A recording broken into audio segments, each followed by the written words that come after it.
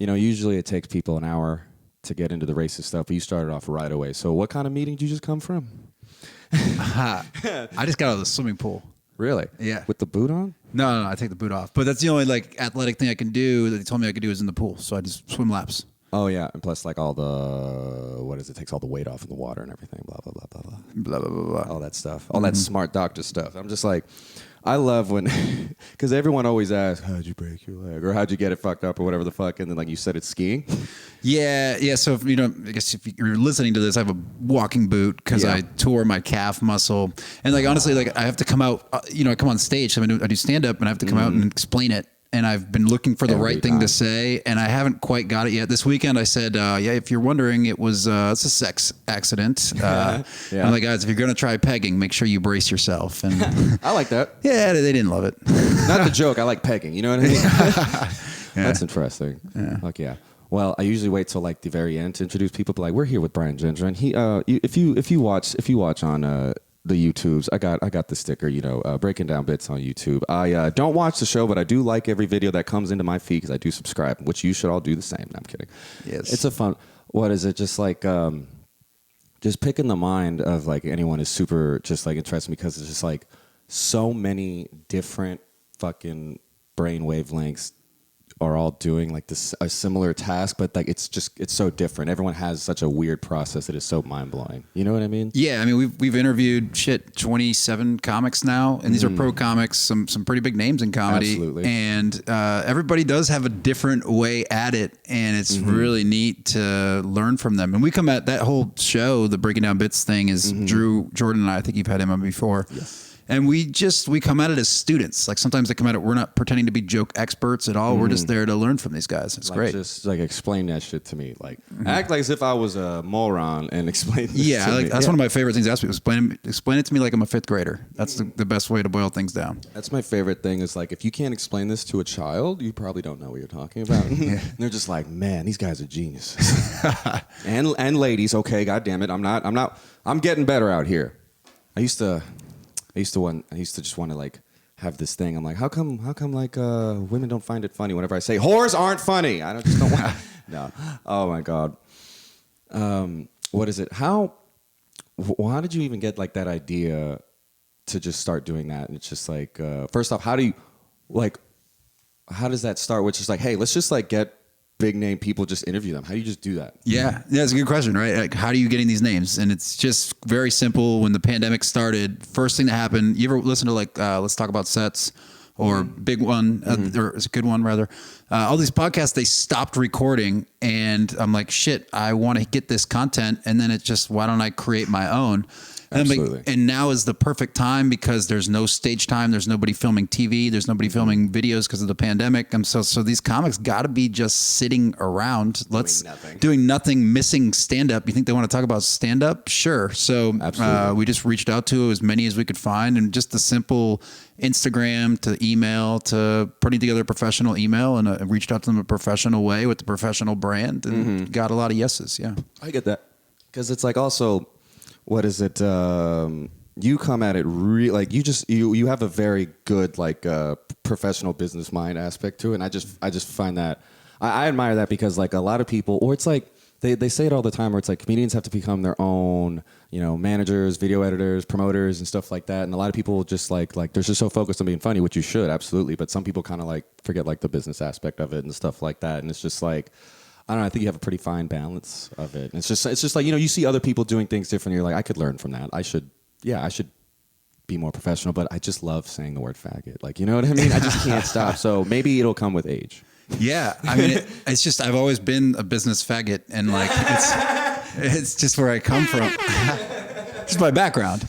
But like when you start out in comedy, you have to lean into your strengths. Absolutely. Because you suck at comedy. You suck Absolutely, at it. You're going to suck. And there's a couple things that I had, and one of which is obviously my business background, but the other was public speaking. I had already been working on that for years, sort of the fundamentals of it. Yes. But then ordering jokes and finding out how to find funny on stage, and then how to roll that into tags and all that. You suck at it. And I sucked at it like nobody else. And so leveraging my skills in business just helped me, package things a little better. Polish a turd. Put it. Absolutely. Yeah. Because like my thing thing when I started was like my background is theater kid, so just ultimate Shocker. writer. Exactly, right? Everyone says that. Oh, I get it. And like, why? Anyways, but like no, so like I was just like comfortable on stage, but you know, I wasn't. I was like good at reading what other people wrote and then reciting it, not writing my own thing. And I'm like, oh, I guess I'll just be really loud and I'll just move a lot. Like, you know what I mean? I'll get very into this physically, and then like that was the only way I could laugh, like being like just physical and dumb and blah blah. But all the writing was not there. I was just, you know, there's one of the podcast episodes we have Christina Catherine Martinez, an LA comic, and she went to clown college. Like a prestigious one.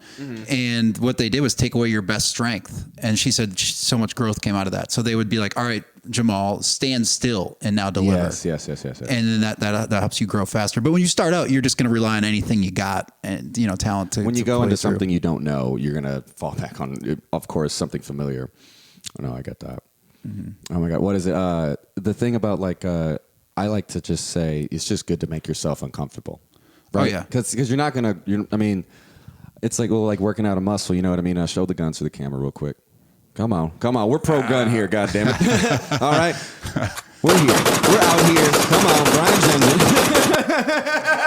You just wanted to hit that button. I do. I'm very happy, and I'm just happy to have people over. You know, it's fun to have guests. Yeah. No, but no. So it's like my thing was like one of my first critiques that I ever got, where people are like, "You're just reciting this shit, and you're just not engaging at all." And I'm like, but I don't like talking to people. Like, you know, I don't. This isn't like my favorite thing is whenever someone's like, after you say something and someone's like, "Oh my God, yeah," and you're like, "Yeah, this isn't a conversation, by the way," and that always works. But I'm like, probably should open it up just a bit, I guess. Like, just not act like I'm just staring off into the light, not like talking to people, you know, and not be so robotic. It was like back to like just reading a script thing, and not like there's no nuance into it. I'm like adding beats instead of being just my natural, just like caring. So it's like I would force myself to just talk to people more, and it's like, oh, my thing is like I talk way too fast. So I'm just like, even in the middle of it, even if it fucks it up, I'm like, yeah,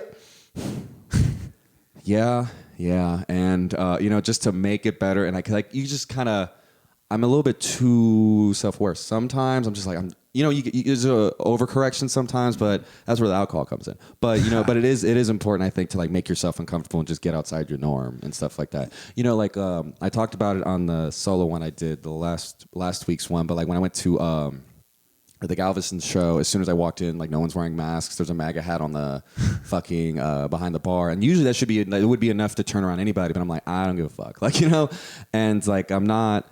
It's like I'm not gonna like judge people, and I'm not gonna assume anything of these people. I'm just gonna fucking go in it, just because I have every right to just be like, oh, this is weird, I don't want to do this. But I'm like, dude, just fucking, who the fuck are you? Just do it, and it's like one of the funnest nights I've ever had. You know what I mean? So it's just like, even in like a weird fucking thing, you just gotta go with the flow and go for it. Yeah, I've always said that anytime you're putting yourself in your discomfort zone, that's also the growth zone. Like that's where you're going to grow the most. So your natural tendency is to resist that, you know, anything that's different, any kind of change, walk right through that, and you'll grow faster. Yeah, absolutely. Because it's like you're not gonna get big just lifting a 10-pound weight. You got to go up there and get uncomfortable. Yeah, you know what I mean. And you know, and that's why, like, it's like last night, dude. Like I've been switching to, I realized my mom told me, she's like, Molly, we can't have gluten no more, okay? So just cut that shit back. So I'm like, all right. So I can't do beer anymore because it's liquid bread. So, and also I want to be skinnier, so I've been switching to seltzers and vodka again. And so that just makes me more just like, woo. But so like you're not eating bread and you're drinking vodka. It's exactly. Okay, so by the way, yeah. So what is it?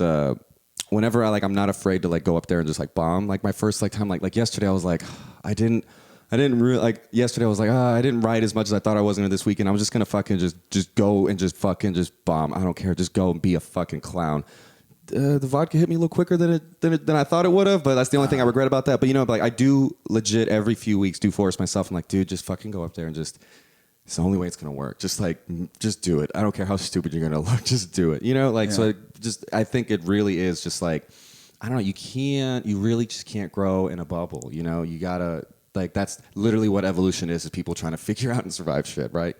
So I don't know, like, cause like I adopted a process where it was like, all right, just like write like a new 5 to your best abilities. Like in my span, I could probably do that every few weeks, maybe. Wow. You know what I mean? Every few weeks, and like not 100% of it's good, but I can get something out of it. And so it's like kind of like that. So do something new and then just work it out all week. You know, but you have to make sure you schedule all your time to do all the mics as much as you can, and then just like that forcing myself to do it, like, bro, just that Sunday eating shit, and you hear Pedro laughing at your bomber, and you're like, just don't fucking worry, bro. Tomorrow this shit gonna hit, and it doesn't, and then Tuesday it hits. You're like, yes, like, you know. So it is kind of like a video gamey. It's kind of more rewarding to do it that way. Like what's your process basically?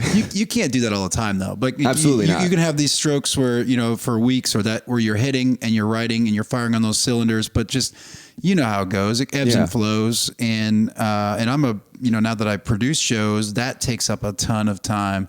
But my process, what I've done, I've actually joined, you know, Joel Byers and Hot Breath and all that. I've joined that Hot Breath Pro group, and there's a lot of great resources. But really what that is for me is to just keep me plugged into writing and making sure that I'm writing every day and I'm getting feedback. And it's a super supportive group, people from all over the world that are in there. And so that helps. And then also, you know, these breaking down bits interviews. And then after there, I let me open up my joke book and see some of the loose ends that I've left in there. But as far as like bringing new material to stage, I get these new bits and I'm excited about them. Yeah. And they're unrefined. So they're probably not going to hit. And I just want to tell them right off the bat. First joke, you fucking can't do it. It never works. Nothing hurts more when you're super excited and you're like, huh? Yeah. And then nothing. It never works. So you've got to lead in with some proven and then stash that shit in the middle, you know, once they build some trust with you. Start strong. Yeah. Sandwich that weird shit in the middle. And then, and then like end strong usually. Yeah, right. And then so you're going to end strong. The problem is like I do a lot of these longer bits. And so it's hard. By the time I'm done with a 2 to 3 minute bit, then I've only got a little bit of time. Then I got to end strong. And so I just run out of time in a 5-minute set. So now I'm learning how to cut some of these bits earlier, like bail out a little bit earlier, which is great. It's good to have bailouts too. Absolutely, yeah. And then jump into some newer stuff and go from there. So yeah, writing every day with that Hot Breath thing, doing some of the online mics, doing breaking down bits. We have an online mic on Tuesday nights. I'm there. It's better than being at Dan's Electros. Why, bro? You ain't trying to squab up online? There's no beefs happening in the chats. No, it's all positive. By the way, usually I go to Dan's Electro after, so I'm not knocking it. Right now. It's all fun places. No, yeah, but that's part of the process. You can gain a lot from that because like sometimes, bro, you just need to not only that's why I love like speak to text or whatever sometimes because sometimes like let me write down this note real quick, but I can only say this. I can't type it out. Yes. Well, sometimes even when I do type it out, halfway through it or halfway through saying it, I'm like, this is stupid. This is fucking. So sometimes just saying it out loud is great. And then when you have those bits, I'm like, I'm really excited about this. I think I'm onto something with this one. And then you go and then try it, and you're like, oof, I should have said this in front of somebody first. So you can get benefits from an online mic like that. Another place where I've learned the hard way, right? Like it's just, I'm going to write it and then take it right to stage. Like usually I'll be on the car on the way to the set. The most effective way to workshop your bit, you've done all the stuff. You wrote it, you've said it. Take it to Will Loden. I know, right? He'll be like, hate that. Yeah. No, I mean, not for me. He builds it and adds me like 3 tags. I take it to stage, it kills. I'm like, oh my God, why don't I do this all the time? Yeah, the first time I ever asked him to help me with the joke, it was like when we first started like getting like really cool, and he was just like, I told him a joke, and he's like, all right, where do you want to go with that? And I was like, no one's ever asked me that before. People usually say no or yes or like. Well, it's people that understand your point of view. So I'll do the same thing with Drew Jordan. Dan Hornstein's another one. And then I've got this thing now where we're booking these Louisiana shows, and I'm booking it with people that like Will. I'm like, shit, who do I want to spend in the car for 7 hours? Will Loden, right? So just trying to find the people that get you, and you write it.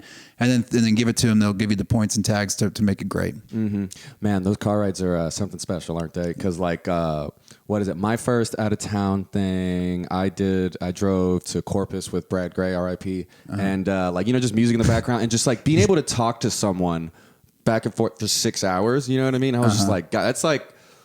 you gotta be a really cool hang. You know what I mean? Or like to be able to just be comfortable in silence. It's like we've all made the trip to Brian and stuff like that. The people with bro. I don't even. Sometimes we're not even playing music. It's just a conversation with some really nice people for an hour and a half. And like I don't know, those bonds are just goddamn it, they're beautiful. Yeah, and it's not all beefs. Yeah, it's not. Comedy's not all beefs. But we've also those Louisiana trips. Now we're booking these headliners from New York and LA for the Riot, and we're starting to work with them in those markets. That's and so awesome. not only get a ride with some of the better local comics to get in the ride back or the ride there, depending on how the dates work out, we're with a pro. And we're talking about the game, the industry. We're talking about jokes. So yeah, it's also always better to be around people who are challenging you. You know what I mean? Sure. Because like, what is it? Like I said, like I saw when I got the list for tonight or whatever, and I saw who I was sandwiched in between. I was like, I don't want to be the one who just bombs like horrifically, so I better go out. Like that's why I went out yesterday and stuff like that. But it's like, but I'm like, that is a good thing though, because I'm like, wait, well. I'm already like, well, wait, I got to work harder and I want to be better. So I'm like, well, cool. Like that is a good fucking problem to have, I think. You know what I mean? Just to like those people who, like, if you're not around people who are growing, you're just stuck. You're like, sure. That's actually one of my biggest fears in life, in many aspects of life, whether it be just like jobs or relationships or this or that. It's just being stagnant. Even with the jokes I'm telling, just not growing at all. That kind of horrifies me sometimes. That's the best fear you can have, because that means you're going to be somebody someday, Jamal. That's what everyone keeps telling me. God damn it. Yeah. Sorry, I knew it was coming. No, yeah, and to be fear of mediocrity, to have the fear of mediocrity is a good thing to drive you. And I love that you called it out specifically, because I do the same thing. If I know I've got a big show coming up, I'm gonna fill out my calendar with open mics to get that set refined. I'm gonna hit up some of the bookers that are here in town running the local shows, being like, hey, let me get a spot. I need to run 10. Absolutely. And it makes me do those things. And and I love it that even if you have it so good that you're like, it's a fucking open mic. You want to make sure you run your set. And I've got the same thing. Mm-hmm. Absolutely, yeah. It's like open mics are magical because it's like such a beautiful balance of like, this shit doesn't matter at all, and this shit matters. Like, it really is it is this beautiful neutral ground. It's just like, this could be everything or nothing all tonight, because you can start a fight there, or no, but like how many nights have you just thought you went to a mic where you thought it was like a shitty night, and you're just up there saying it, and all of a sudden you just found magic. Yes, magic in this dark. In there, we found love in a hopeless place. Like, you know what I'm talking about? It can come from anywhere too. Like some of the better tags I've had have come from audiences shouting out shit, and I'm like, oh, you wrote that better than I did. Oh yeah, I'll take that. Yeah. Thank you. And so that's it. There's all kind, or somebody comes up to you after the show, you're talking to Will, whatever it is. There's magic in the air if you're ready to experience it. And then I don't drink, and so if I bomb, like I just have to sit in that. Like you bomb and be like, let's get fucked up. No, right? That was me for a year. I know. Yeah. I know what You just have like. to sit in it and be like, and it's the other thing. It's like, if you're afraid of mediocrity, it's like, this ain't good enough. I'm either going to find another mic to get to tonight, or you know damn well it's not going to happen tomorrow, and you'll figure out how to make that happen. And it is just why it is wild, like to that self-awareness, to just be able to just sit in it and be like, that sucked. Yeah. Oh man, that year, like, God damn. Well, it was kind of funny because like, I talked to Grady about it, and he was like, yeah, at least like for a moment, sobriety, I was pretty numb. As in, like, I was just like, wow, like my moods are evened out. I'm not very passionate anymore, damn near. My everything's just gone. But then like going up there and like, it's so corny, but like actually going up there, whether it be good or bad, and I'm like, oh, it's nice to feel things. Yeah. It's nice to you could feel life unfiltered for like again, and it's like, yeah. I get, it's like just hitting it sobriety. I try not to numb myself and let myself feel the problems, because that was actually exactly why I got a Dewey in the first place. Was just like, let me just not feel my feelings. You know what I'm talking about? But you don't even have to drink necessarily to do that. And this is something I'm working on trying to get better with. I mean, this is the same thing. Oh, I'm feeling something. Let me get to my phone real quick. And I have. I don't like physically writing stuff down, because like one, I have like terrible penmanship, and like the way I want to just say it, it's just like, no, my hand's tired. I don't want to do this no more. I could just type it out on my phone really quick. I have a Perspective app. That's what it's called. It's called Perspective, and it's just like, let me just write it out how I feel. Like, you know what I mean? And it does help. Yeah. You know what I mean? It is just wild just getting out there. So like, one of my perspective changes recently right now is that like, just like drama that has nothing to do with like, I remember there was like at some point I was like sitting there like, man, I haven't like really just focused on joke writing or this or that. I'm worried about all the sus and the nonsense around me and blah, blah, blah. And like, comedy isn't drama. It's fucking... I mean, it's actually like I don't even mean to sound like comedy isn't drama, damn it. Like, you know, but you know what I mean? And like just like I don't know, like God damn it. There were some nights where I'm just like I would get off. I'm done with my set at an open mic or something at 9 p.m. and it went okay, and somehow I'm getting home at 4 a.m. Like, you know what I mean? I'm just like. And it's just like priorities, you know, like I have to get my priorities in order and just be like, let's just write and then like just only care about comedy and this drama and stuff like that. Like, it's like, I don't want to be uncomfortable everywhere I go because I'm like, well, this happened or this or that. Does that make sense? Like, I don't know. It's just, Patrick said it once to me. I was like, dude, everyone's just trying to act like it's like a party night every night. And then he's like, the party always ends, dude. And I'm like, I mean, I'm high as hell. So I'm listening there. Fuck yeah, dude. That's tight. Real smart.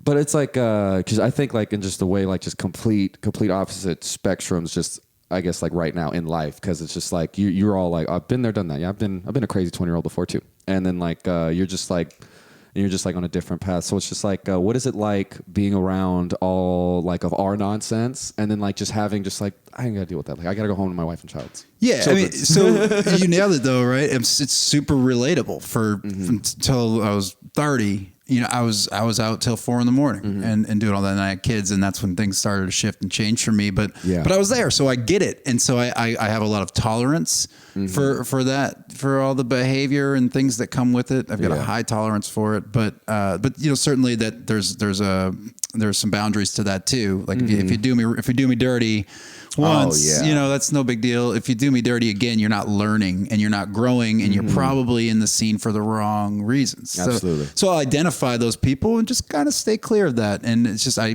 can't welcome that drama into I'm working on my comedy. I'm working on the business side of comedy.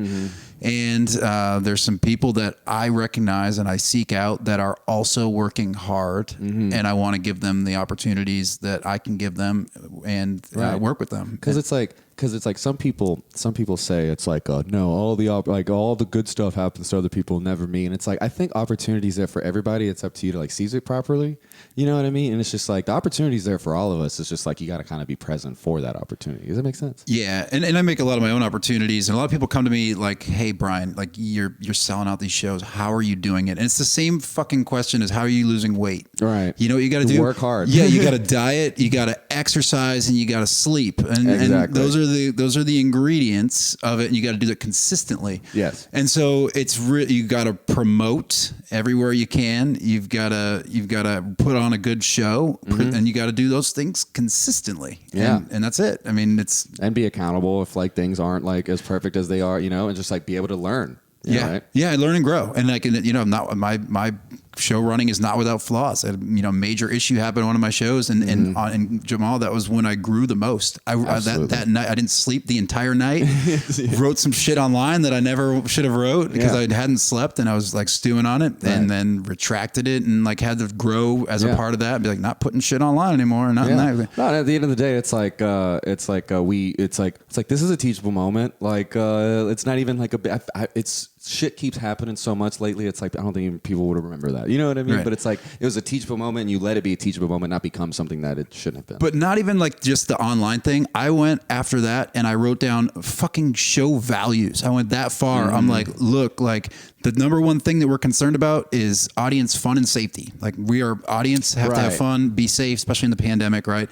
And then number two is professionalism. I might get some shit in the scene for saying like professionalism and like, but no, look, if you can't be fun, like funny, and our audience can't feel safe, and you're not professional, then like you can't get to our next values, which is, you know, we believe in diversity of thought, and freedom of speech. So you'd be able to come up and say whatever the fuck you want. But if you have to be professional and the audience has to feel safe, and you have to be funny. And it's like, honestly, it's a comedy show. It's like a pretty fucking low bar for professionalism. All you have to do is not be a prick to people. Yeah. Because at the end of the day, it's like, bro, I mean, the show I did, vastly different kinds of people. Like, you know, me, Patrick, Trey, Tess, and like all different kinds of like Katie Miller, and different kinds of human beings, and we love different mindsets and everything like that.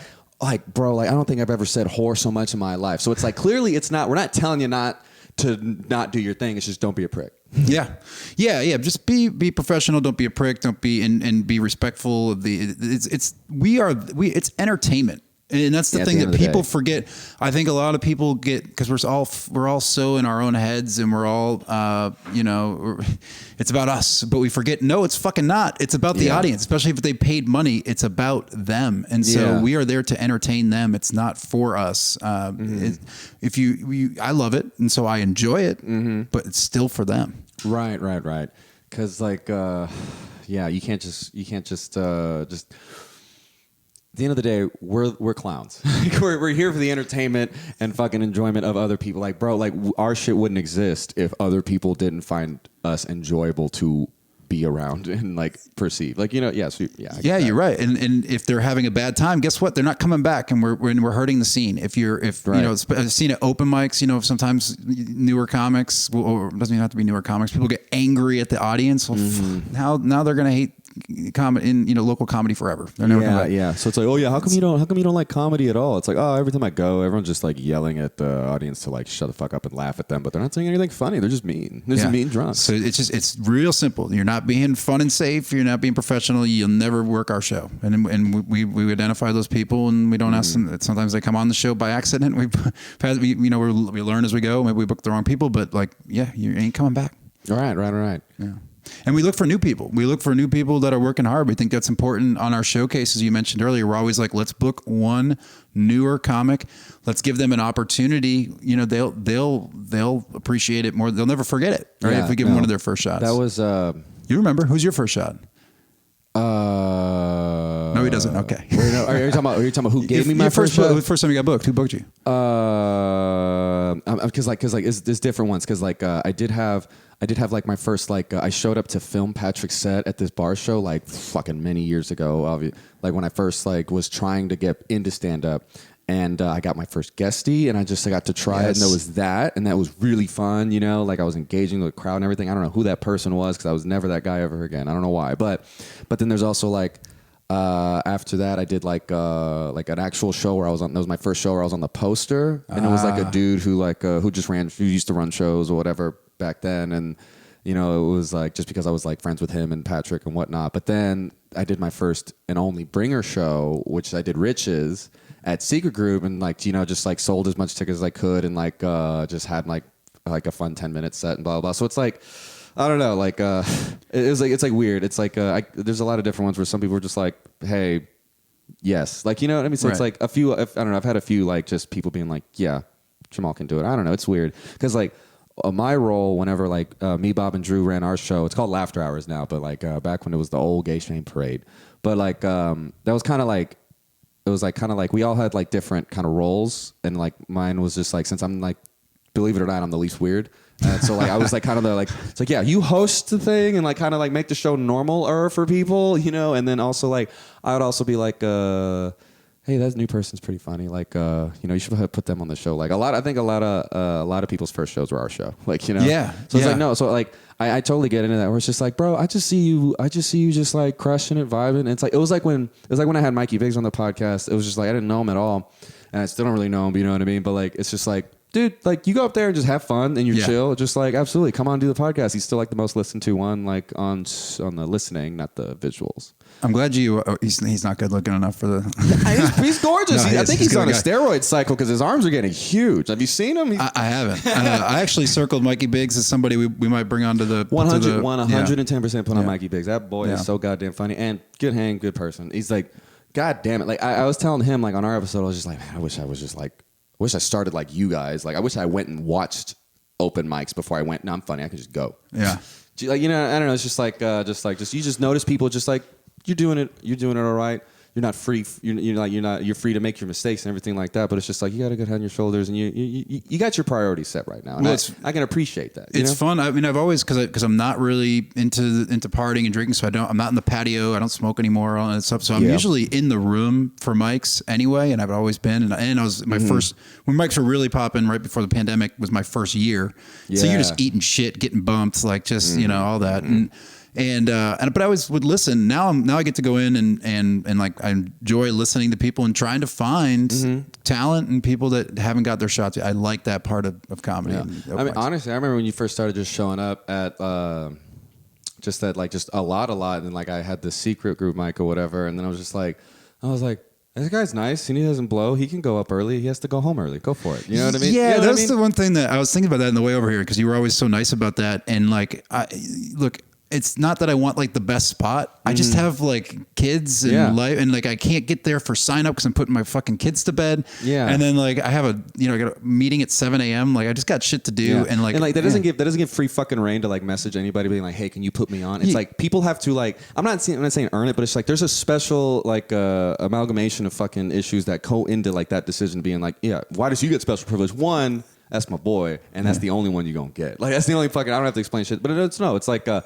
he shows up, doesn't fucking walk crowds. He's not an ass. He's just a nice dude. Like you know what I mean. So yeah, and if I didn't get that, if I don't, and I've tried that with other hosts, and then like, same show. Henry's like, nah, do you wait your time, and I would sit there and wait till midnight and fuck. Right. Yeah, but I would do it, and I would sit there quietly. I'm not a dick about it, and just wait and watch comedy. I know. It's kind of like weird, man. Like I've talked about it a lot, but like the people who just get really mad. Stop growling. There's no one out there. I'm talking to my dogs. But like, but what is it? But like just the people who just get like really like I'm not free of mistakes. I've made plenty of mistakes, and will continue in my life in comedy and in other things. But like I can at least say like I never was just like, hey man, what's up with like all the late like what the fuck is this? And I'm just like. I mean, that attitude is just like, first off, like people yell at me, man. I'm a nice person. Like, I know I'm a dick, but like we're all dicks. Like, but I'm a nice guy. Like, don't fucking yell at me like that. It's weird. It's just like, I don't know. I really do believe in that paying your dues shit. You know what I mean? Yeah, and anything. It's funny. I remember fucking Henry one night. It was like a late night. It was a shitty night. He's hosting it. I'm just there with him in the green room in the box, and he's just like, "Are we paying our dues anymore?" Yeah. I'm like, I don't know, man. We're just doing this. I know. I get a free couple beers for doing this. I'm happy. I don't care. I think you're. I mean, look, if you're contributing back into the scene in some way, you're running mics, you're running shows, you're doing this, then you are. I think you're past paying your dues in some way. Right. And it's the same thing with us. It's like, hey, look, the breaking down bits thing is about helping everybody grow as comics and giving content to help people grow. And then the Riot is about like the show we run is about giving people opportunities and spots in Houston. I mean, goddamn, it's just a good goddamn time. Yeah, and it's fun, right? And it's at one of the best clubs we got right now, and so it's contributing to the scene, and then you've paid your dues, right? That's paying dues. So bump me on all your mics. Absolutely. If you want to do, hey, people you may know, these just changed the poster. It's like people who bump me and Drew on mics. No, but I'm actually at a point where I don't care. Like it doesn't matter. A lot of people do bump me, but I'm like, hey, it's okay. I'm going to sit here either way because I'll do an hour. And I want to see new talents and new comics, and I enjoy that part of it. I know. No, yeah, like, dude, I still ask everyone, if you're on the way there, can someone sign me up and stuff like that? Yeah, of course. You should. You should. You know, like how I was telling you, like someone, like, I was like, oh, PJ's is back. Oh, you have to do the Facebook Messenger. I'll just do that. Someone, like, and then they were like, no, you can just come. I'm like, I don't like doing that. I feel bad. Yeah, if there's a process, I'll work the process. 100%. Yeah, if it's an email in, But I am not going to lie. If it is someone who is just blatantly my friend, I'm like, no. Yeah. We're doing this for each other. Even if I wasn't, hold on, my dogs are barking. Doggies, stop that. Yeah, they're stopping. Okay, so like, I've learned with children, you don't have to scold them. You just be like, guys, cut that shit out. Cut that shit. I said stop. No, but no, it's like the same thing. It's like if it's like my friends, I'm like, what are we doing? You know I don't blow that much. And if I bomb, I'm like, I'm sorry, buddy. I'll wait my turn next time. It's like, but like, even if like me and Enrique didn't like host a mic together, I was one of the dudes. Like we started together. I remember one night me and him had like a vulnerable talk. I was like, hey Enrique, remember they just wasn't fucking with us? He's like, bro, they weren't fucking with us at all. They hated it. Oh my God. Oh man, you kind of seem like the same guy, just a nice dude the whole way. Because also you're a grown man, so it's like you don't have to like grow a lot, you know. But like, there's always room to grow as a human being. But it's just like you're not like a bunch of 20-year-olds figuring out how to be adults. You know what I mean? But I did all that, and I was a man. I was a 20-year-old at 30. Like I was a piece of shit, and so I have the comic pedigree, if you will. Like I was, you know, just a waste of space for for that long. Luckily, I was like a functioning alcoholic. If you right. Like I played it safe and like, you know, had health insurance and 401k and like had a job. And now I've afforded myself some time to fuck around a little bit. Absolutely. And it looks like fucking around is going to end up into something that ends up being a long term. So I'm like pivoting into this comedy world in an interesting way. Never thought that's where it was going to end up. Absolutely. And I think it's awesome someone like you would like be in it, because it's just like, dude, like you know, there's some nights where I can remember the time, man, he's out later than usual, or it's just like you're just there, and it's just like I think it's good to have like different kinds of like human beings' perspectives in this shit, because like it's not all just a bunch of degenerates. And it's like, honestly, I was about to say, because like your whole vibe has been there, done that. If when you do your first special, that should be the title of it. Brad Gendron, been there, done that. And just be like, I remember, I used to do cocaine. Okay, come on, kids, come on, we out here. Hold on, there we go. I'm trying to figure out where those stories are to be able to share those on stage, especially for longer sets. And we've got a show coming up with the Riot on April 29th. It's called Ride Share Confessions, like Taxi Cab Confessions, but Ride Share Confessions. And I built that whole show specifically for Steve Cantwell. Absolutely. I fucking love Steve. I love his comedy, and he hit me up to do the Riot. And I'm like, our show is really like an energy show. And I'm like, I just don't see the fit. But I'm like, it's not they don't like you. He's like, so no to the Riot. And I'm like, no, it's opposite. I'll build a fucking I'm going to show build a show you. for you, dude. Yes. Hopefully that's the biggest compliment you can get. So I'm thinking about, I have to do a host set on this bitch. And I'm like, what story am I going to tell? About? So today when I was swimming, that's when I do my kind of thinking about jokes. That's me when I walk my dog. Whenever I'm working out, whatever it is, and swimming now. And I'm like, I'm going to tell the time when we snuck into a comedy festival, because it's a great story. So now I got to. And Chad Alexander, the man, really good joke writer, posted a thing about how to write a story. And I took a screenshot of it. I even tagged it screenshot, and I'm going to go run it through that screenshot filter, the process that Chad posted. I'll share it with you. Absolutely, yes. And it's basically about stripping out everything that's not interesting, building punches on it. Yeah. Christopher Titus had a great structure of it, because like he explains it in a podcast. I think it's one of the Burt casts, and like there's like a moment of like there's specific, like I'll say what my process is. You get your story and you strip it down to the bare bones. You know what I mean? And every line is a setup for a possible punchline. So it's like, so you have a crazy family. It's like his example is you have a crazy family. So it's like, I have to go visit my crazy family in, for the holidays, whatever. So it's like, okay, I have to go home for the holidays. And then like my home's crazy, blah, blah, blah, my family, you know, so that's the relatable part too. Yes. Home for the holidays. Boom. Everybody knows. You know, speaking of just being relatable at all, I noticed that like on my social media, the stuff that gets the most likes is like me like living my life, not me like doing stuff like doing comedy shows. Like those pictures get a lot of likes, and like me saying, "Hey, here's my podcast stuff." But it's like when it's genuinely just me, or even if it's like just me living life. Like there's a fucking 10-second video of me like shooting a pool ball, and then I strike it out because they both fall in, and that got way more likes than like my fucking Justice League review clip, which I'm like, come on, I said horrors a bunch in that video. That video's funny, but you know what I mean. But it's like my girlfriend, she's a hairstylist, so it's like she has to be really conscious on social media. It's like, how do I make this shit relatable, and like just blah blah blah, and just that people really need to, and that's what makes like just crazy stories awesome, is that like it's like that true just like humanity of it. It's like I can relate to that on a personal level. So from a writing perspective, our last break, I think it was our last one, the one we just put out, Ed Hill is a Vancouver comedian, and he just laid it out, and I think it's brilliant. You start with emotion, connected to an emotion, sadness, anger, whatever it is. That's where you start with your joke writing, and then you move it into topical. So don't just go right into topical unless you're fucking Seinfeld, and we're not. So right. So you start with the emotion, go into topical, and then connect it to the human experience.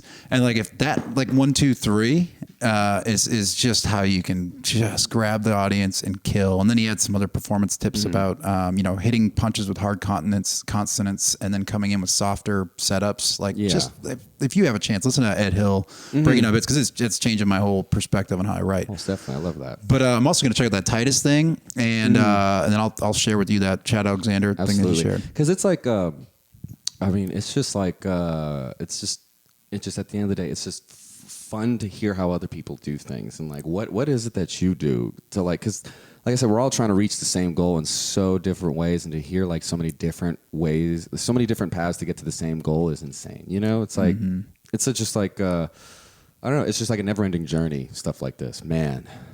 I'm inspired. I am hammered. Brought to you by White Claw. Come on, man.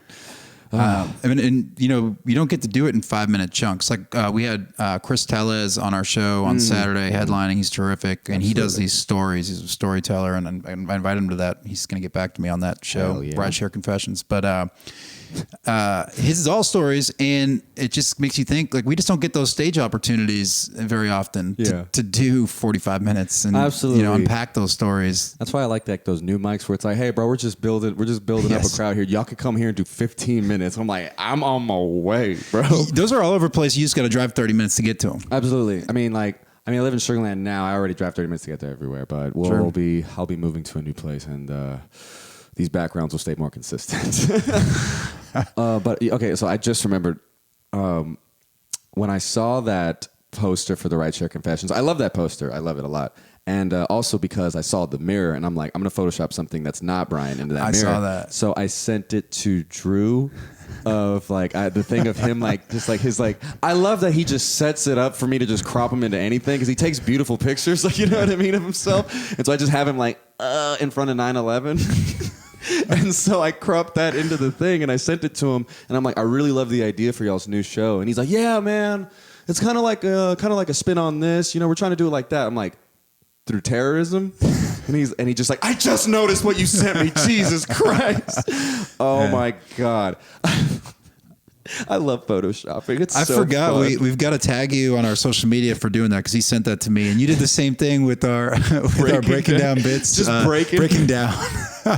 And by the way, that actually I gave that as a tag. I have that as a punchline. I'm trying to make it into a punchline for a joke, and I probably got that from your breaking down. There we go. That's what the homies do. Yeah, I'm breaking down. You guys will be one of the few people. If I'm gonna make something to make funny, I will screen it through y'all first. No, I don't know why for y'all. Oh, before you put it out into the world. Exactly. I'm like, hey, I've just made this because I'm bored and high. What do you think of this? 9/11's buildings are blowing up and people are dying, but I want to hear about this rideshare confession.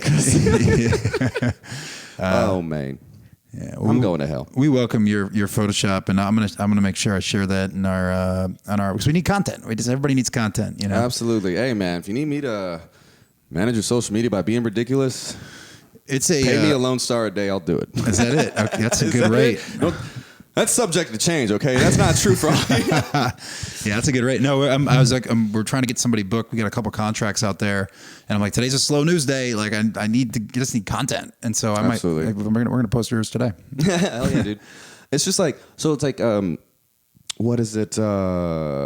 How are we doing on time? Oh, I'm good. I was trying to see if she sent me an email because I'm trying to book this guy. I know, right?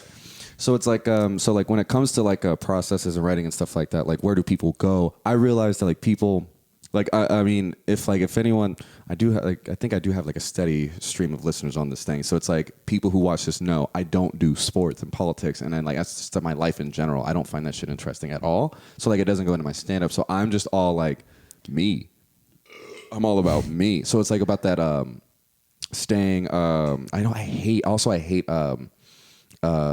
current event shit, event jokes. Everyone's trying to get the same joke out at the same time. Yeah. Really, you're real big on I'm just talking about my family shit. Yeah. And maybe if I'm gonna talk about something different, it's my perspective on something. Because I really don't like current event jokes. What is the fucking?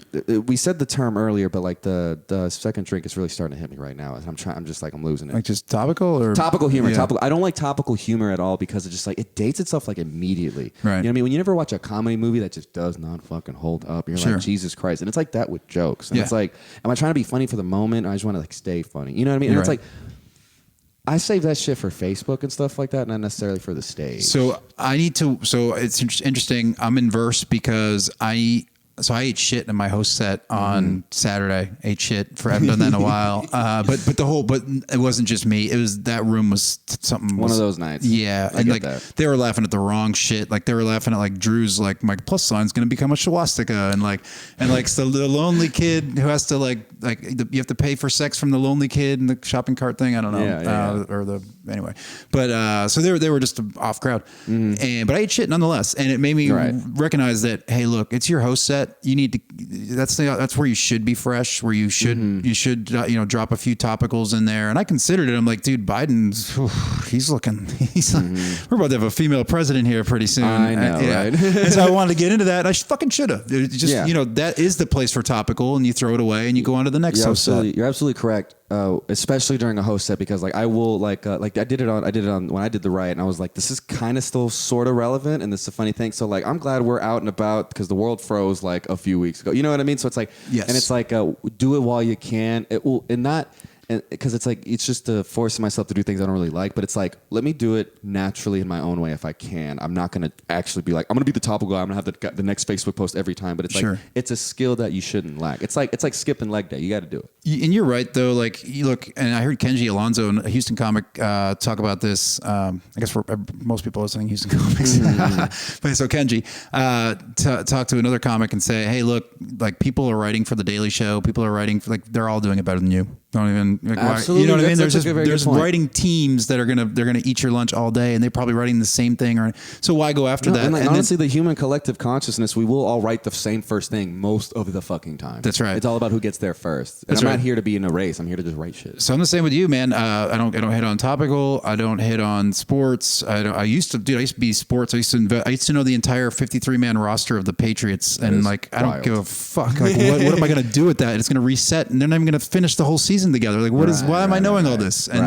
I used to play golf, and I used to spend a bunch of money to do that, and I didn't get any better, and I just fucking bailed on it all, and now I'm a comedy nerd. Right. And like you get better notisably. I watched a tape of myself 3 months ago, and I'm like, oh shit, I'm already leveled up already. Yeah, it is insane, because like I still have a lot of recordings. I did get a new phone, so like I did lose some of my like voice memos. I fucking love iPhone for that. Just having that easy, just click, bam, I'm there. Same. But like sometimes I'm like, I remember that being a good set.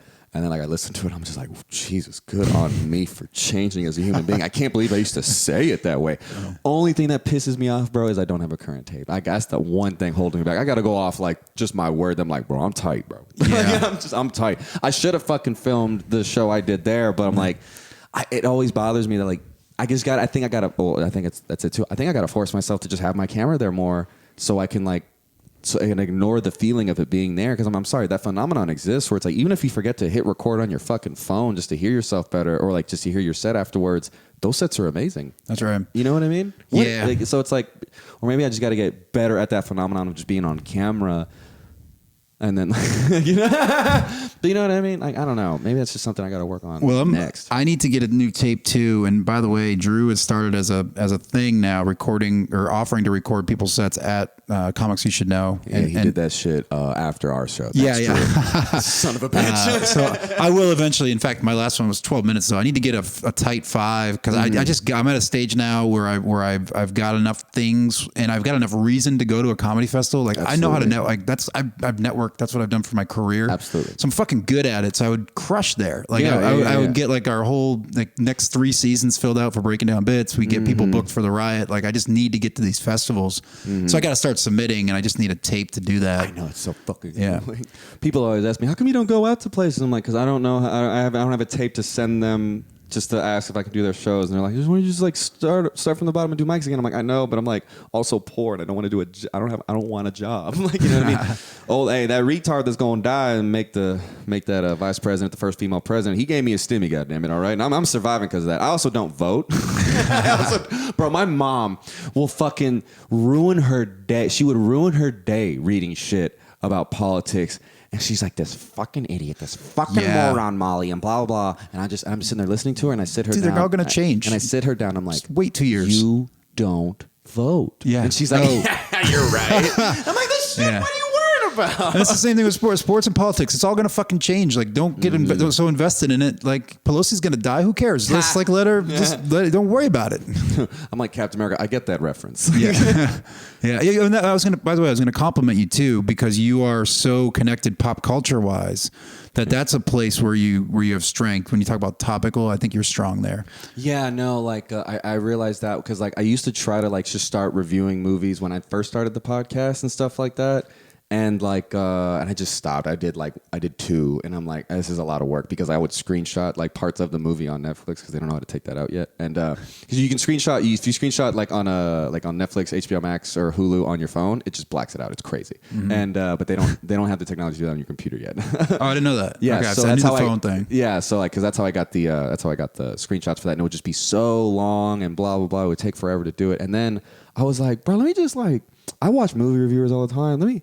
I'm really happy that this Snyder Cut came out. Let me just watch it and then talk about it real quick. So it's I think that's you're right. And I didn't think I was super into pop culture stuff at all because I didn't think I'd be but bro, I binge watched. I never saw Kong Skull Island. I love Godzilla King of the Monsters. I'm like, that movie's gonna come out this week. I'm gonna fucking do a review probably right after you leave. As you're talking, for comedy's sake, I think the right move is to just look at somehow figure out the most watched movies and make sure you got those down. And hashtags are a fucking godsend, aren't they? Yeah, and I don't work those very much. That's a good tip. I did so have you seen those hyperlink hashtags at the top of people's YouTube videos? That's just doing a hashtag at the top of your description in the video. That's how that goes there. I'm like, I didn't know that. Bro, I did hashtag Ariana Grande just for a little rant of me making fun of her, and that's the only clip that has 3K views.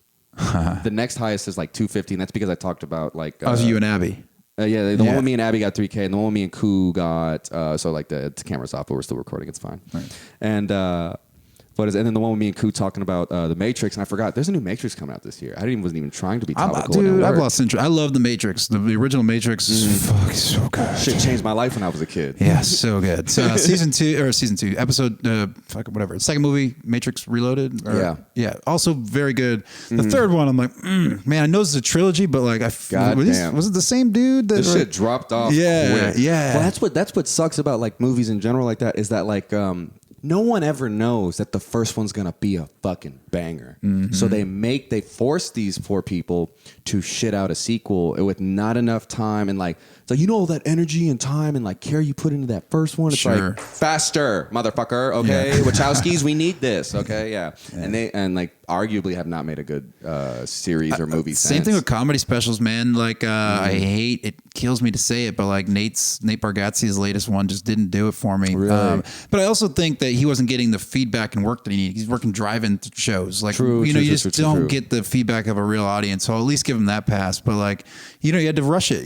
Tennessee Kid was a huge hit. And then you got less than 2 years, and then there's the pressure to be Carlin and Louis and put them out every year. Absolutely, yeah. And that doesn't. And that's where that looking at other people's stuff just holds you back because it's one way they actually did that kind of correct is Terminator. The first one came out mid 80s, something like that, and then the next one didn't come out till 92. So good, yeah, it's so much Judgment better. Judgment Day. I love them both so much. The best fucking two movies to go right after another. But Judgment Day is amazing. But it also they didn't fucking start making that shit till damn near 10 years later. And they were so good they waited. Terminator is a great movie, but it aged because it's 80s. Terminator 2 still fucking holds up it's crazy. Still good. The only thing that doesn't hold up in Terminator 1 is maybe the puppet effects. When he's changing his eye, but still, it's damn, that's awesome. But then the fucking jump is monstrous. Oh my god. Oh god damn it. Do you watch one of my favorite podcasts is the Rewatchables, Bill Simmons podcast. So the Ringer, it's sports shit. So I'm not surprised you don't know it, but that's it goes back to movies that are worth rewatching, and they break it down for 2 hours. You'd like it. It's one of yeah, I love shit like that. Yeah. This is a good. I'm gonna turn my camera on real quick so I want this part at least on film because we'll ask you this quick question and then we'll wrap up. I'm gonna sync this up real quick. 1, 2, 3. I leave all the shit in for the audio version, but I chop it up for the videos. I'm no, if you're gonna listen to it, you're gonna listen to all of it. I don't care. I'm not gonna chop up audio. I'm not gonna listen to this shit. Put that in your what do you call it? We were talking about earlier for Patreon. Oh, you're absolutely correct. God damn it. But so we were talking about comedy movies that horrifically date themselves almost immediately. What is one that you think that that shit holds up no matter what? Mine, I've said it before. I think I talked about it with Adam, but mine, that movie Can't Do No Wrong. Dumb and Dumber. Yes. What I mean? Because what I love about it about that because it just fucking when it cuts to the dramatic parts, it really hits those moments. It really it takes everything it does very seriously for how nonsensical it is, and I think that's why it's very funny. And it's it's very character driven in the moment, and it's I just love those stories where it's just it's structured so perfectly where shit's just gonna keep building naturally on top of it. It just sets itself up. You know what I mean? I just God damn it, I love that movie. That was Drew Jordan and I did a podcast, some weird podcast. I don't know what it was, and breaking down bits. And the kid asked us, he's like, "Hey, you know, and that was Drew's answer. Was Dumb and Dumber. Mine was Dumb and Dumber. No, I'm just kidding. Fuck no.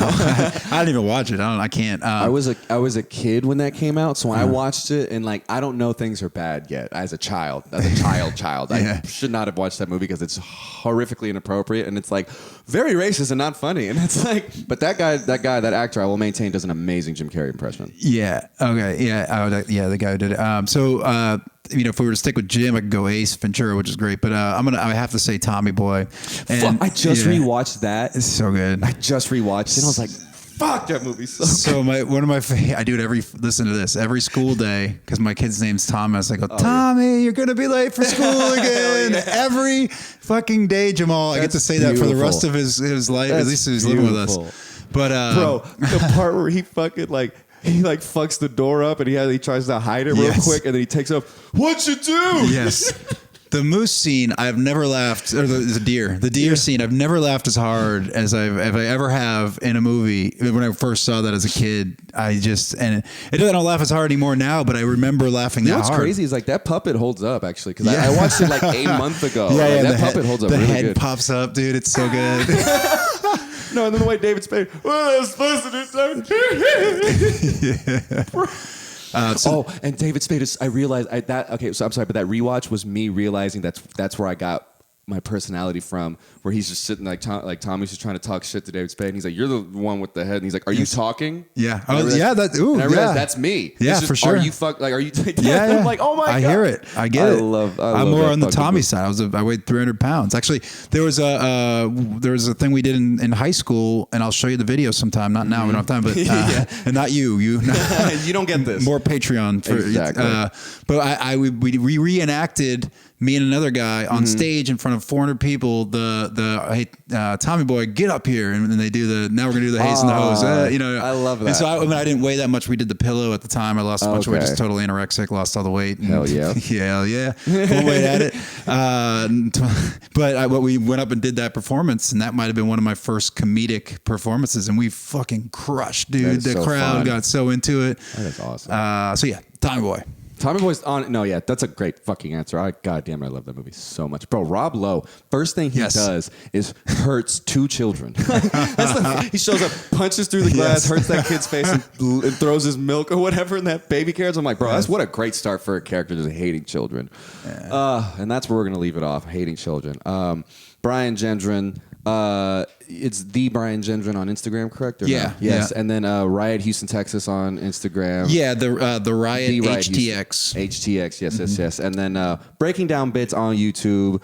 And what is it? Because it's like y'all go live on both, correct? On Facebook and that? Yeah. So breakingdownbits.com, you get to us there. The RiotHTX.com, you get to us there. You're big on websites. So I'm telling the apps. Because like the YouTube analytics says it's a bunch of 25-year-olds who listen to this. So no one's going to type in shit. Nobody likes websites. And www. You know what's wild is that like I realized, all these apps are websites. I just never go to Instagram.com. Like why the fuck would I?